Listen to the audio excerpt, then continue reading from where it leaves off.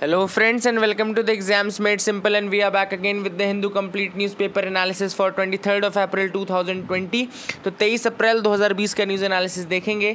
Before we start, जिनको मार्च का current affairs PDF चाहिए वो नीचे लिंक से ले सकते हैं। जिनको टेम्स पोर्टल का प्रीलिम्स 365 मटेरियल चाहिए वो भी नीचे लिंक से ले सकते हैं, और टेम्स पोर्टल अगर ज्वाइन करना है तो वो भी नीचे लिंक से ज्वाइन कर सकते हैं। नीचे टेलीग्राम की भी लिंक है, so you can see that also. So let's start with the questions first. पहले आज के क्वेश्चंस देख लेते हैं जिनके आंसर्स आपको करना है। पहला क्वेश्चन है, which of the following is are the principal tributaries of Brahmaputra river. तो ब्रह्मपुत्र रिवर की प्रिंसिपल ट्रिब्यूटरीज इनमें से कौन है? First is Hindon, second is Lohit, third is Sindh, fourth is Subansiri, fifth is Dibang. तो आपको सेलेक्ट करना है करेक्ट कोड कौन कौन से हैं। तो options are 1, 2 and 3, 2, 4 and 5, 1, 3 and 4, 1, 2, 3, 4, 5। एक एक करके बता देता हूँ। हिंडन अगर आप रिवर जानते हो तो हिंडन यमुना की ट्रिब्यूटरी है, तो 1 तो पहले ही कैंसिल हो जाएगा। तो 1 कैंसिल होते ही 3 ऑप्शन हट गए, ए, सी और डी। आंसर बचा 2, 4, 5। बी बचा 2, 4, 5। तो 2 में है लोहित, 4 में है सुबनसिरी एंड 5th में है दिबांग। तो यही 3 ट्रिब्यूटरीज हैं इस क्वेश्चन के अकॉर्डिंग ब्रह्मपुत्र की। So this was question number 1। Question number 2 है, which of the following crop requires moderate temperature and rainfall during growing season and bright sunshine at the time of harvest. NCERT का question exactly वहाँ से उठाया गया है line by line. तो ये option है rice and maize, B wheat and maize, C is wheat and cotton, D jute and cotton. तो इसका आंसर आप एक बार सोचिए, आंसर जरूर करिएगा नीचे कमेंट सेक्शन में। Answer for this is B wheat and maize. Okay, तो वीट एंड मेज को कैसा चाहिए रहता है? Require moderate temperature and rainfall during the growing season and bright sunshine at the time of harvest. तीसरा question है, with reference to nitrogen cycle biological oxidation of ammonia to nitrite take place in which of the following process. तो जो biological oxidation होता है ammonia का nitrite में, वो इनमें से किस प्रोसेस में होता है? Options are assimilation, B D nitrification, C ammonification या डी नाइट्रिफिकेशन। तो याद रखिएगा answer will be D nitrification. Okay, D answer होगा। ये बी और डी में कंफ्यूज मत हो ना, D will be the answer. मैं एक बार टिक कर देता हूँ क्योंकि डी बी जो है डी नाइट्रिफिकेशन लिखा है, इसमें ये होगा नाइट्रिफिकेशन आंसर होगा। ठीक है ना, डी नाइट्रिफिकेशन यहाँ पे। ठीक है ना, आंसर विल बी दिस। तो याद रखिएगा। So these were the 3 questions for you today. I hope you got clarity regarding these 3 questions. एक एक करके देखते हैं। हम थोड़ा सा जान लेते हैं मैप ऑफ द डे के बारे में। तो मैप ऑफ द डे पे आते हैं। आज के मैप ऑफ द डे में क्या है? आज का map of the day it is Italy का पॉलिटिकल एंड फिजिकल मैप। वही वाली बात है, रिलीफ फीचर्स भी देखेंगे थोड़ा सा हम इटली का, और इटली का हम पॉलिटिकल मैप भी देखेंगे। तो इटली में जो अगर हम देखें, इटली की जो कंट्रीज़ जो इनको टच करता है, सबसे पहले बॉर्डर्स हम देख लेते हैं। 4 मेन कंट्रीज इनके बॉर्डर्स को टच करता है। एक तो आपको ये फ्रांस दिख रहा होगा, दूसरा आपको स्विट्ज़रलैंड दिख रहा होगा, तीसरा आपको ये ऑस्ट्रिया दिख रहा होगा, चौथा ये स्लोवेनिया दिख रहा होगा। बाकी बॉर्डर्स ये टच नहीं करता। एक बार फिर से देख लीजिए आप। The first border is France, second it's this Switzerland, third is this Austria and fourth is this Slovenia. तो ये 4 कंट्रीज़ हैं जिनके बॉर्डर्स को टच करता है। आप एक बार देख लीजिए फिर से। अब यहाँ पे कुछ सिटीज़ भी हैं, जैसे यहाँ पे इटली के जो फेमस प्लेसेस हैं, एक तो ये बोलोगना भी है, इटली का ही है। यहाँ पे आपको नीचे यहाँ पे पैलेर्मो दिखेगा। ओके, यहाँ पे पैलेर्मो लिखा नहीं है बट पैलेर्मो इज़ देयर। देन यहाँ पे बीच में यहाँ पे कहीं सिसिली दिखता है, सिसिली। यहाँ पे नेपल्स दिखता है, Naples. Okay, Naples, Sicily, Palermo, these are some of the important places. Bologna ये आपका इटली के कुछ हैं। अब वाटर बॉडीज़ जो हैं आसपास, यहाँ पे देखो एड्रियाटिक सी है, यहाँ पे टिरहिनियन सी है, यहाँ आइनियन सी है। तो एड्रियाटिक सी, टिरहिनियन सी एंड आइनियन सी, ये कंट्रीज़, ये कुछ सीज़ हैं जो कि आसपास है इटली के। तो कंट्रीज़ अगर फिर से बताते हैं जिनके साथ बॉर्डर करती हैं, फ्रांस हो गया, स्विट्ज़रलैंड हो गया, ऑस्ट्रिया हो गया और स्लोवेनिया हो गया। इस सिटीज़ में हमने देखा नेपल्स है, सिसिली है, पैलेर्मो है, बोलोगना है। तो अगर आपसे कोई पूछता है कि ये कहाँ की हैं, तो ये इटली की सिटीज़ हैं, इनको भी याद रखिएगा। देन आपका एड्रियाटिक सी हो गया, टिरहिनियन सी हो गया एंड आइनियन सी हो गया, जो कि अगल बगल हैं। थोड़ा फिजिकल मैप में आते हैं। तो फिजिकल मैप में कुछ और फीचर्स हमको देखने को, जैसे यहाँ पे हमको पो वैली दिखने को मिलती है। तो अगर आपसे कोई पूछे कि पो वैली कहाँ पर है, तो ये आपका इटली में located. Then Apennines, now these are very very important. Apennines, जो ये रेंजेस हैं इटली में, वो एपेनाइंस कहलाती हैं। कल हमने पिरेनीज़ देखी थी जो स्पेन में थी। पिरेनीज़ स्पेन में, आइबेरियन जो रेंजेस थी उनको पूरे रेस्ट ऑफ द यूरोप से सेपरेट कर रही थी पिरेनीज़, तो वो आपका स्पेन में था। यहाँ पर अगर इटली की हम बात करें तो इटली में हमको एपेनाइंस देखने को मिलता है। तो अगर आपसे कोई पूछे एपेनाइंस कहाँ पर है, तो आप सीधे बता सकते हैं कि इटली में है। ये पो वैली अगर आपसे कोई पूछे कहाँ पर है, तो ये आपका सीधे इटली में है। अब यहाँ पे एक दो चीज़ें और, जैसे यहाँ पे माउंट ब्लैंक आपको दिख रहा होगा, माउंट ब्लैंक आपको दिख रहा होगा, ये भी आपका इटली में ही है माउंट ब्लैंक, तो इसको भी याद रखिएगा।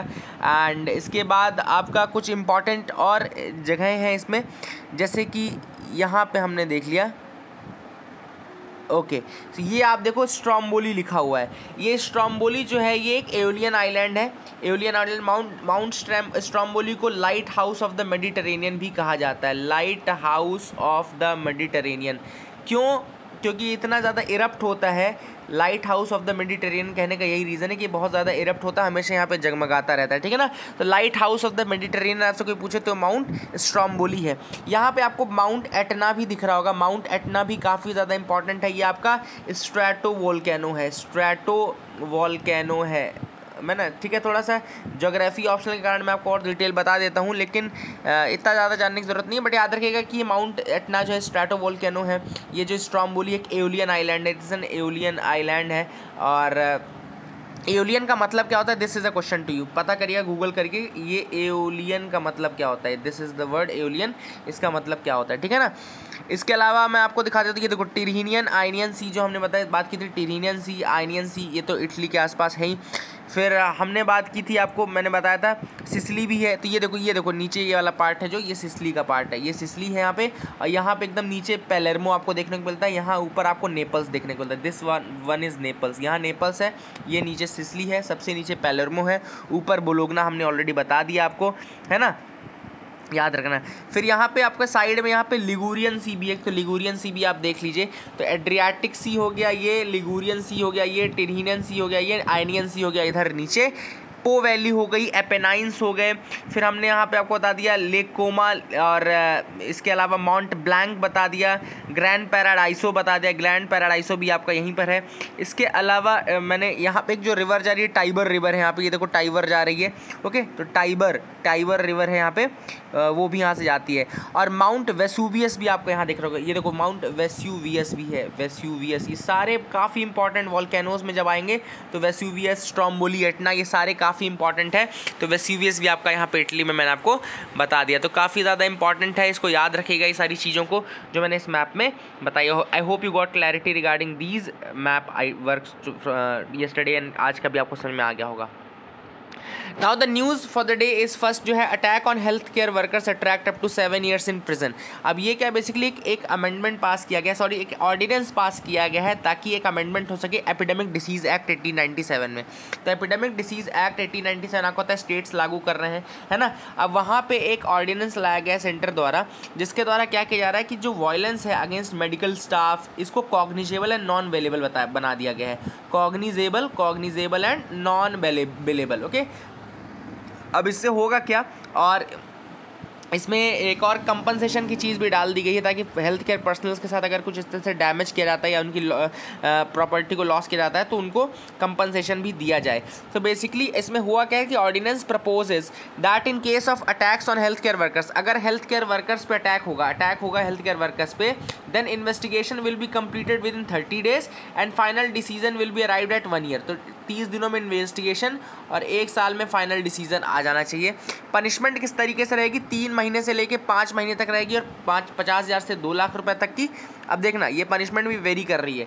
नॉर्मल अगर अटैक है तो 3 महीने से 5 साल तक की सज़ा और 50,000 से 2 लाख तक का फाइन। और अगर सीवियर केसेस हैं जहाँ पे ग्रीवियस इंजरीज हुई है तो पनिशमेंट 6 महीने से लेकर के 7 साल तक की, और फाइन 1 लाख से लेकर के 5 लाख तक का रहेगा, ठीक है ना। 6 months to 7 years, तो मतलब कि 7 साल जो मैक्सिमम पनिशमेंट है वो कर दी गई है on attack of the medical staff and workers. अगर इस तरह से कोई अटैक होता है, बिल्कुल होना भी चाहिए इस तरीके की चीज़ें, तो ये बहुत अच्छी बात है। फेसबुक बायज 43,574 करोड़ स्टेक्स इन जियो प्लेटफॉर्म्स। तो जियो प्लेटफॉर्म से फेसबुक ने 43,574 करोड़ का स्टेक्स खरीद लिया, ठीक है ना। Mark Zuckerberg on Wednesday announce that it has agreed to buy 9.99%, मतलब 10% के आसपास का जो स्टेक है, 9.99% stake in the Jio platform, okay. And basically ये आपको याद रखना है कि किसने अभी शेयर खरीदा है, तो ये जियो के शेयर्स, जियो प्लेटफॉर्म का रिलायंस का जो शेयर है उसको किसने खरीदा, तो फेसबुक ने उसको खरीदा है। तो ये आप याद रखिए, that is a very important thing, इसको आप याद रख सकते हैं। आगे मूव करते हैं, देखते हैं और क्या इंपॉर्टेंट न्यूज़ आइटम्स है जिसके बारे में हमको जानना है। यहाँ पे एक रिवर के बारे में आया था बेसिकली, तो उसके बारे में बताता हूँ, ओके। तो गोदावरी रिवर आई थी न्यूज़ में अभी रिसेंटली, यहाँ पर आई थी, गोदावरी वाटर रीचेस सिद्दीपेट। तो यहाँ पे एक पहले तो एक प्रोजेक्ट का नाम है। तो अगर ये आपसे कहीं पूछे कि कालेश्वरम प्रोजेक्ट के बारे में अगर कहीं पूछा जाए, कालेश्वरम प्रोजेक्ट कौन से रिवर पे है, तो कालेश्वरम प्रोजेक्ट जो है आपका गोदावरी रिवर पर है। एक तो ये आपका ये फैक्ट जो हो गया वो काफ़ी इंपॉर्टेंट है और न्यूज़ में भी था ये कालेश्वरम, तो इसको भी आप याद रख सकते हैं। इसके अलावा मैं आपको गोदावरी रिवर सिस्टम के बारे में थोड़ा बताना चाहता हूँ। गोदावरी रिवर जो राइज करती है वो त्र्यंबकेश्वर से राइज करती है in the Nashik district of Maharashtra. तो नासिक डिस्ट्रिक्ट महाराष्ट्र में त्र्यंबकेश्वर नाम की जगह है, वहाँ से ये राइज करती है। एंड लेफ्ट बैंक ट्रिब्यूटरीज देखो तो ज़्यादा है, are more in number and larger in size than the right bank tributaries.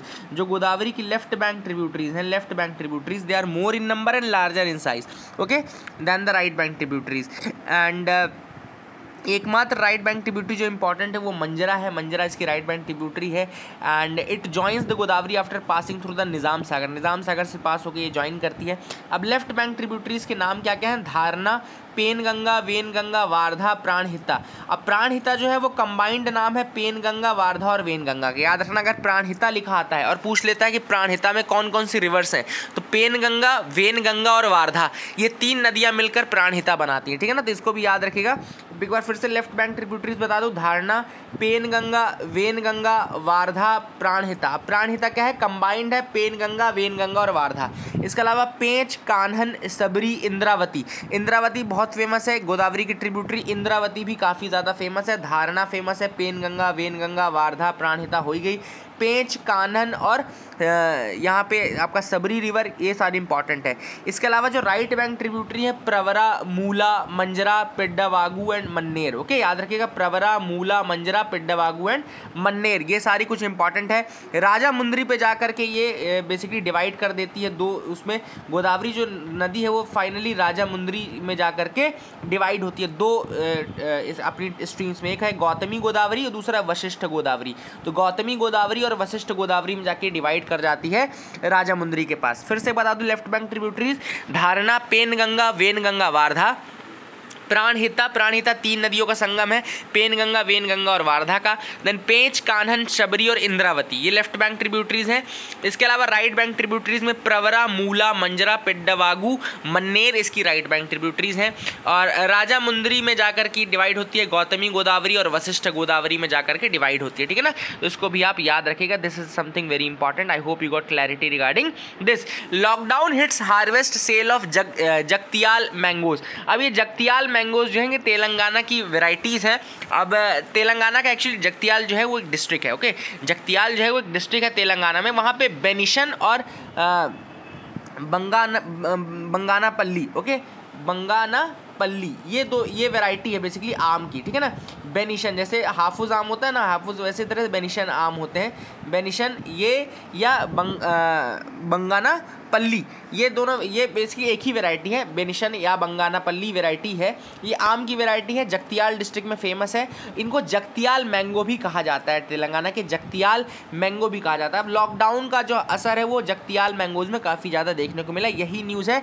क्यों इंपॉर्टेंट है ये, क्यों फेमस है Benishan mangoes? Basically they are popular due to quality, taste and longer shelf life. तो क्वालिटी, टेस्ट और लॉन्गर शेल्फ लाइफ यानी कि रखने में बहुत दिनों तक ख़राब नहीं होते हैं। तो क्वालिटी, टेस्ट और लॉन्गर शेल्फ लाइफ के कारण ये काफ़ी ज़्यादा फेमस है, इसको याद रखिएगा। बंगानापल्ली या बेनिशन मैंगोज, इनको जगतियाल मैंगोज भी कहा जाता है। Now let's move to the editorial section। एक एक करके एडिटोरियल में आते हैं। 2 एडिटोरियल है जो इस पेज से हम डिस्कस करेंगे, एक नेक्स्ट पेज से डिस्कस करेंगे।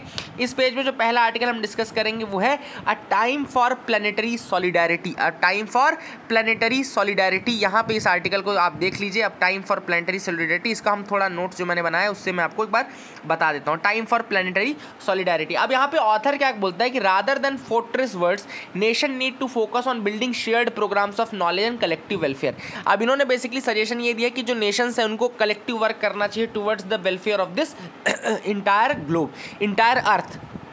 अब देखो, सबसे पहली बात ऑथर ने कहा है कि अभी अगर आपने पैंडेमिक के टाइम में देखा हो तो बहुत ज़्यादा रिडक्शन हुआ है फ़्लाइट्स में, लेकिन इससे एयरलाइन इंडस्ट्री तो ज़रूर हिट हुई है। एयरलाइन इंडस्ट्री को ज़रूर आपको थोड़ा झटका लगा है, लेकिन आपने ये देखा होगा कि बहुत सारी फ़्लाइट्स ऐसी होती थी पहले जो कि इररेलेवेंट होती थी।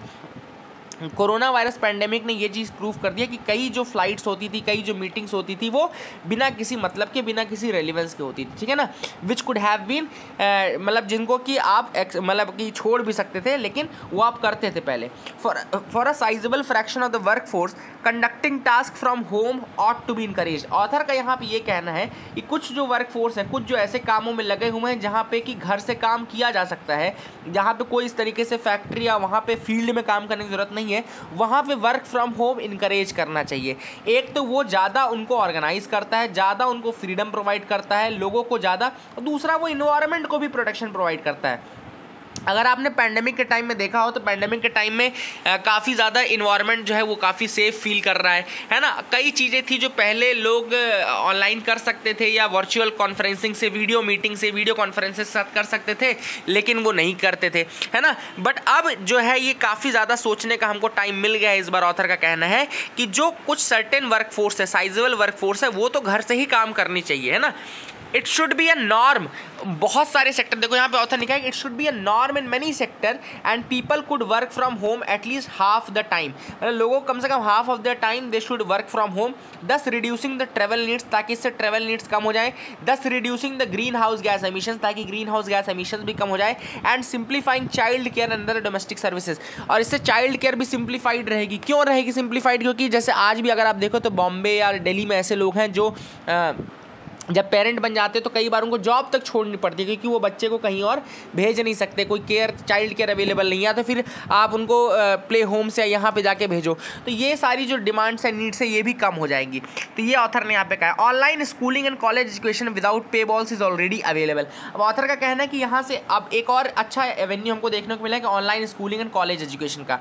अब यहाँ से क्या होगा कि जो बहुत बड़े हाई एडमिशन स्कैम्स होते थे, हाई एडमिशन फीस चार्ज की जाती थी, मैनेजमेंट कोटा, ये सारी चीज़ें, इन सबको अगर आपको एलिमिनेट करना है तो भी आपका ऑनलाइन एजुकेशन काफ़ी अच्छा रोल प्ले कर सकता है। फॉर एग्जांपल जैसे आप ये वीडियो ही देख रहे हैं तो ऑनलाइन आपको कितना अच्छा कंटेंट देखो अवेलेबल हो रहा है। यहीं पे अगर आपको कोई कोचिंग ज्वाइन कर लोगे तो यही कंटेंट आपको इतना अच्छा बताएंगे भी नहीं, ऊपर से वो 2 लाख 3 लाख 4 लाख रुपए चार्ज भी करेंगे, है ना। तो ये सारी चीज़ें आप ऑलरेडी फेस कर रहे हैं, तो कहीं ना कहीं आप जानते भी होंगे इससे। इनफैक्ट आप जिस कोचिंग में पढ़ रहे होंगे वहाँ से एक बार कंटेंट को यहाँ से कंपेयर करके आप देख लें तो आपको समझ में आ जाएगा, डिफरेंस समझ में आ जाएगा दोनों में। Then access to the care in the emergency and beyond should be equally available to all. अब यहाँ पे ऑथर ने बहुत अच्छी चीज़ यहाँ बोली कि अब देखो ये बस नहीं की है तो चीज़, हम बिजनेस की बात कर ली, एजुकेशन की बात कर ली, उनकी बात करना है जो गरीब हैं, जो डाउन ट्रॉडन हैं, जो सबसे ज़्यादा इफेक्ट हुए हैं, माइग्रेंट वर्कर हो गए, गरीब हो गए, फार्मर्स हो गए, तो उनके लिए क्या करना चाहिए, हमको health and safety to the poorest देखनी चाहिए। Health and safety to the poorest, ये मेक श्योर करो कि उनको प्रोवाइडेड रहे। देन पब्लिक हॉस्पिटल्स को इंप्रूव करो, पब्लिक हॉस्पिटल्स की कंडीशन को इंप्रूव करो। Then have the capacity to respond to the pandemic and related crisis, तो पब्लिक हॉस्पिटल्स की कंडीशन को इंप्रूव करो। Access to care in emergency and beyond should be equally available to all. एक egalitarian society जहाँ पे सबको मतलब कि फूड, हाउसिंग, एजुकेशन, ये सब कुछ प्रोवाइडेड रहे, चाहे कोई भी कंडीशन है, हमको ऐसी सर्विस बनानी है, ऐसी स्टेट बनानी है। देन सबकी जो बेसिक नीड्स हैं, बेसिक सर्विसेज हैं, वो डिलीवरी होती रहे सबको, और सबको इक्वल अपॉर्चुनिटीज मिलती है, यही हमको देखना है। तो this is what the author said in this article.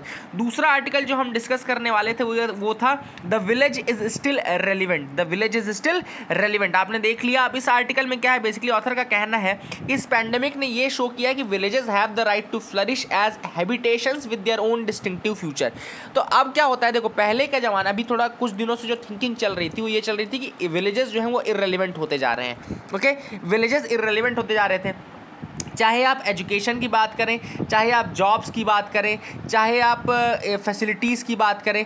क्या हो रहा था, बेसिकली लोग बोल रहे थे आप शहरों में जाओ, गो टू द सिटीज़, आप शहरों में जाओ, आपको वहाँ पे काफ़ी फैसिलिटीज़, काफ़ी एजुकेशन, जॉब सब मिल जाएगा, है ना। इस कारण से मास एक्सोडस देखने को मिला फ्रॉम विलेजेस टू सिटीज़, है ना।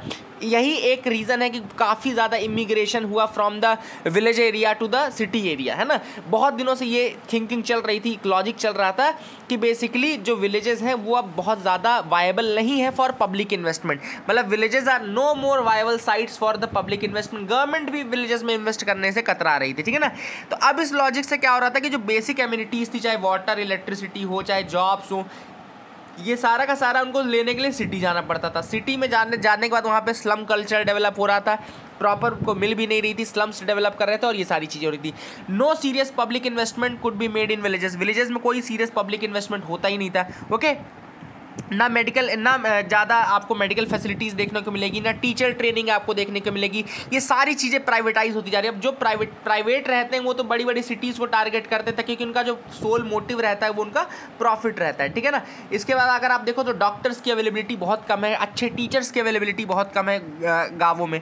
लेकिन अगर आप नोवल कोरोना वायरस को देखो तो इट हैज़ डिमॉन्स्ट्रेटेड कि कितना अनसस्टेनेबल मॉडल था ये और कितनी ज़्यादा डिस्पैरिटी थी। अब अगर आज देखो तो आज लोग गाँवों की तरफ दौड़ रहे हैं, विलेजेस की तरफ दौड़ रहे हैं, ताकि उनके खाने की नीड पूरी हो जाए। यही लोग जो सिटीज़ में घूमते थे जॉब्स के सर्च में, एजुकेशन के सर्च में, बिजली पानी के सर्च में, आज वो सब गांव की तरफ भाग रहे हैं, पैदल जा रहे हैं 600 किलोमीटर अपने गांव की तरफ, ताकि सिर्फ खाने की नीड उनकी पूरी हो जाए। तो आपको दिख रहा होगा कितना ज़्यादा ये अनसस्टेनेबल मॉडल था, कितना ज़्यादा ये जो सोशियो इकोनॉमिक अरेंजमेंट था बहुत ज़्यादा गलत था और ये एथिकली भी इनडिफेंसिबल था। एथिकली भी आप इसको डिफेंड नहीं कर सकते, ठीक है ना। तो ये ऑथर ने यही सारी चीज़ें इस आर्टिकल में बोली है।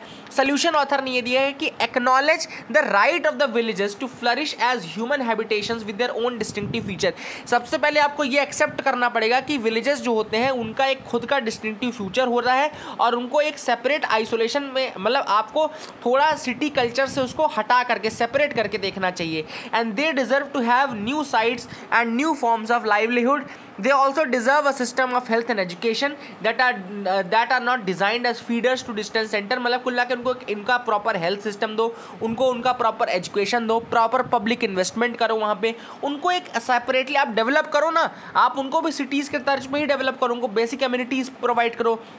एक स्कीम थी जिसका नाम पूरा था, जैसे urban amenities to rural providing urban amenities to the rural areas. ये बेसिकली एक स्कीम थी पूरा। आप इन सब चीज़ों को क्यों नहीं इम्प्लीमेंट कर पा रहे हो? तो इनिशिएटिव्स लो इस डायरेक्शन में कि सिटीज़ और विलेजेस दोनों को आप सस्टेनेबल बनाओ, ताकि दोनों ही कैपेबल रहें in order to cope with the crisis. जो कि अभी ऐसी कोई क्राइसिस अगर फ्यूचर में आती है तो दोनों के दोनों, चाहे विलेज हो चाहे सिटीज़ हो, वो उससे लड़ने के लिए तैयार रहें। तीसरा जो आर्टिकल हम डिस्कस करेंगे वो तीसरा आर्टिकल ओपेड पेज से रहेगा, pre retirement judgments and post retirement jobs. अब इस आर्टिकल में जो बात की गई है वो पहले तो इंडिपेंडेंस ऑफ जुडिशरी की बात की गई है। Chapter 4 of part 5 of the constitution deals with the supreme court and chapter 5 of part 6 deals with the high court. सबसे पहले तो चैप्टर 4 ऑफ पार्ट 5 अगर देखो तो कॉन्स्टिट्यूशन का वो सुप्रीम कोर्ट से डील करता है, और चैप्टर 5 पार्ट 6 का देखो तो वो हाई कोर्ट्स के साथ डील करता है। इंडिपेंडेंस ऑफ जुडिशरी के लिए क्या क्या चीज़ें की गई हैं? सैलरीज ऑफ जजेस and their age of retirement are all guaranteed in order to secure their independence. उनको उनके मतलब कि डिसएडवांटेज में चेंज नहीं किया जा सकता। They can not be easily removed except by the way of impeachment under article 124(4) and 217(1)(b। तो जो रिमूवल होता है वो इम्पीचमेंट के थ्रू होता है आर्टिकल 124(4) और 217(1)(b के तहत। They have the power to review legislation, strike it down. मतलब जुडिशियल रिव्यू होता है उनके पास और स्ट्राइक कर सकते हैं किसी भी लॉ को।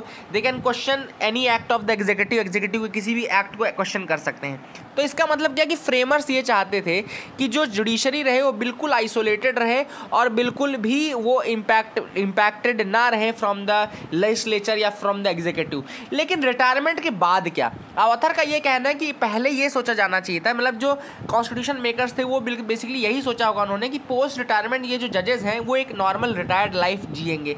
Nobody accepted them to accept plum post। किसी ने ये नहीं सोचा होगा कि वो भी रिटायरमेंट के बाद भी कोई बड़ी चार्मिंग फैसिनेटिंग पोस्ट को एक्सेप्ट करेंगे। लेकिन जो जुडिशरी और एग्जीक्यूटिव का ये डिमार्केशन है ये धीरे धीरे ब्लर होता जा रहा है। ब्लर कैसे कि अभी रिसेंटली 1 साल पहले एक former chief justice of India थे जिनको एक स्टेट का गवर्नर बना दिया गया। बीजेपी गवर्नमेंट ने एक को गवर्नर बना दिया। इस बार रंजन गोगोई का नॉमिनेशन प्रेसिडेंट ने कर दिया। ओके, प्रेसिडेंट के पास आर्टिकल 83 के तहत एक पावर होती है कि वो 12 लोगों का नाम नॉमिनेट कर सकता है from persons having special knowledge in literature, science, art and social service. Okay, literature, science, art and social service अब उनको राज्यसभा में करता है। लेकिन इनमें से देखो किसी कैटेगरी में रंजन गोगोई तो नहीं आते हैं, फिर उनको क्यों नॉमिनेट किया गया? दूसरी चीज़ कि ठीक है आपको कोई रोक नहीं रहा कि आप किसको नॉमिनेट कर रहे हो किसको नहीं कर रहे हो, लेकिन सोल्यूशन ऑथर ने यही दिया है कि appointment of persons who have led constitutional officers, कोई व्यक्ति जिसने कॉन्स्टिट्यूशनल ऑफिस ऊपर से जुडिशरी जैसी इंपॉर्टेंट कॉन्स्टिट्यूशनल ऑफिस जिसने होल्ड किया हुआ है, ऐसे व्यक्तियों को बिल्कुल इस तरीके से पोस्ट नहीं देनी चाहिए। ये उनके जो वैल्यूज़ होता है इम्पार्शियलिटी या जस्टिस डिस्पेंस करने की जो पावर होती है उसके साथ ये खेलती है। ये फियर एंड फेवर में फिर काम करने लगते हैं कि रिटायरमेंट के बाद हमको क्या मिलेगा क्या नहीं मिलेगा, उसके अकॉर्डिंग जजमेंट देने लगते हैं। रंजन गोगोई को देखिए आप, बहुत बड़े बड़े डिसीजन उन्होंने लिया, अयोध्या वर्डिक्ट पर डिसीजन लिया। तो हो सकता है कुछ लोग ये भी कह रहे हैं कि ये उनके जजमेंट्स के कारण उनको फल मिला है कि उनको इस तरह से नॉमिनेट किया गया। ऊपर से जब उनसे पूछा गया कि आपने ये पोस्ट क्यों एक्सेप्ट कर ली, क्यों आपको दे दिया गया, क्या कहीं आपको फेवर किया गया है, तो उन्होंने आंसर में ये बोला कि मैं पहला व्यक्ति थोड़ी हूँ जिसने एक्सेप्ट किया है। तो ये जजमेंट अपने आप में जो उनका ये बात थी अपने आप में बहुत गलत थी। मतलब ये जस्टिफाई तो नहीं कर सकता ना कि दूसरे ने ऐसा किया तो मैंने भी ऐसा कर दिया। तो अगर आप लोगों का कॉन्फिडेंस बनाना चाहते हो जुडिशरी में या इस तरह की कॉन्स्टिट्यूशनल ऑफिसेज में, तो आपको पोस्ट रिटायरमेंट जो अपॉइंटमेंट्स हैं उनसे बचना चाहिए। इसके लिए ऑथर ने सजेशन दिया कि आपको एक लॉ बनाना चाहिए, भले आप कॉन्स्टिट्यूशनल अमेंडमेंट करो या पार्लियामेंट्री इनैक्टमेंट लाओ, ताकि ऐसे अपॉइंटमेंट से बचा जा सके। अगली जो न्यूज़ है वो है no 100% quota for tribal teachers. ये न्यूज़ आपको मैं दिखा देता हूँ आगे कहाँ से आई है। ओके, यहाँ से ये न्यूज़ आई है, no 100% quota for tribal teachers. और यहाँ पे 2 सुप्रीम कोर्ट के ही जजमेंट है। पहला तो ये है कि अभी 5 जज कॉन्स्टिट्यूशनल बेंच देख रही थी, अब कुछ लोग ये कह रहे थे कि जो शेड्यूल्ड एरियाज़ होते हैं वहाँ पे 100% रिजर्वेशन होना चाहिए ट्राइबल टीचर्स के लिए। तो सुप्रीम कोर्ट ने कहा है कि नहीं, ऐसा बिल्कुल नहीं हो सकता। It is obnoxious idea that tribals only should teach the tribals. ये बिल्कुल गलत आइडिया कि केवल ट्राइबल्स ही ट्राइबल्स को पढ़ाने चाहिए। जो लोकल रेजिडेंट्स हैं अगर वो अवेलेबल हैं तो वो क्यों नहीं पढ़ा सकते। This action defies logic and it is arbitrary. Merit can not be denied in toto by providing reservation. Author ने कहा, यहाँ पे सुप्रीम कोर्ट ने कहा कि merit can not be denied in toto by providing reservation. Court also set that Indira Sahni case 1992 को famous Indira Sahni judgement उन्होंने court किया, जहाँ पे ये बोला गया था कि 50% से ज़्यादा रिजर्वेशन एक्सीड नहीं होना चाहिए। दूसरा जो जजमेंट है सुप्रीम कोर्ट का आज हमने देखा वो है centre state both can fix the sugarcane prices. अब बेसिकली चल यहाँ रहा, ये केस चल रहा था जिसमें ये पता नहीं चल रहा था कि अगर सेंटर ने मिनिमम प्राइस फिक्स कर दिया है तो क्या स्टेट मिनिमम प्राइस दोबारा फिक्स कर सकता है। अगर सेंटर ने एक बार मिनिमम प्राइस फिक्स कर दिया तो क्या स्टेट दोबारा मिनिमम प्राइस फिक्स कर सकता है, या क्या स्टेट कोई भी प्राइस फिक्स कर सकता है। तो सुप्रीम कोर्ट ने कहा कि सेंट्रल गवर्नमेंट स्टेट गवर्नमेंट दोनों के पास पावर है कि वो प्राइस फिक्स कर सके शुगर केन का, क्योंकि ये कंकरेंट लिस्ट के अंदर आता है। दूसरी चीज़ लेकिन उन्होंने कही कि अगर एक बार सेंटर ने फिक्स कर दिया है ऑलरेडी मिनिमम प्राइस, तो स्टेट मिनिमम प्राइस फिक्स नहीं कर सकता। याद रखिएगा, state can not fix a minimum price if the centre has already fixed it. State can not fix minimum price if centre has already fixed it, लेकिन state can fix the advised price. State एक advised price जरूर fix कर सकता है। अब ये जो advised price होगा, इसको रिम्यूनरेटिव प्राइस भी कहा जाता है। It shall be higher than the minimum price. ये मिनिमम प्राइस से ज़्यादा होना चाहिए, तो advised price should be higher than the minimum price. और ये दिया गया है as per the provisions of sugarcane control order of 1966। Sugarcane control order 1966 issued under section 16 of the Uttar Pradesh sugarcane regulation supply and purchase act of 1953। तो जो उत्तर Pradesh sugarcane regulation supply and purchase act 1953 है, उसके according एक order pass हुआ था sugar cane control order 1966। उसके section ये उस एक्ट के, जो उत्तर प्रदेश शुगर केन एक्ट है, उसके सेक्शन 16 के अंतर्गत ये चीज़ कही गई है। तो याद रखेगा कि सेंटर ने अगर मिनिमम प्राइस फिक्स कर दिया है तो स्टेट्स मिनिमम प्राइस फिक्स नहीं कर सकते, लेकिन वो एडवाइज्ड प्राइस जरूर फिक्स कर सकते हैं। ठीक है ना। अब वर्ल्ड बैंक ग्रुप का कहना है कि ग्लोबल जो रेमिटेंसेज हैं वो बिल्कुल घटेंगे, लगभग 20% डिक्रीज हो जाएंगे। क्यों? क्योंकि माइग्रेंट्स जो हैं वो लॉस कर रहे हैं अपने जॉब्स को, वेजेस उनके कटते जा रहे हैं। बहुत सारी गल्फ कंट्रीज है जहाँ पे वो जॉबलेस होते जा रहे हैं, है ना। द पैंडेमिक, और इस कारण से एक और चीज़ है कि ऑयल प्राइसेस डिक्रीज हो रहे हैं, तो इससे सऊदी अरेबिया ऐसी कंट्रीज़ में भी रेमिटेंसेस घट रहे हैं। अब US, UK, EU इन सारी कंट्रीज़ में जो रहेगा लगभग 22% का रेमिटेंस फॉल आपको देखने को मिलेगा। 2019 में रेमिटेंस जो था वो 6.1% बढ़ा था, लेकिन इस बार 22% तक रेमिटेंस फॉल आपको देखने को मिलेगा। So this was the news items of the day friends. I hope you like our video. Please do like, share, subscribe, keep loving us, keep sharing us, and thanks for trusting us. आप लोग का बहुत बड़ा शुक्रिया कि आप लोगों ने इतना प्यार दिया हम लोग को। That is it for the day. Thank you and have a nice day.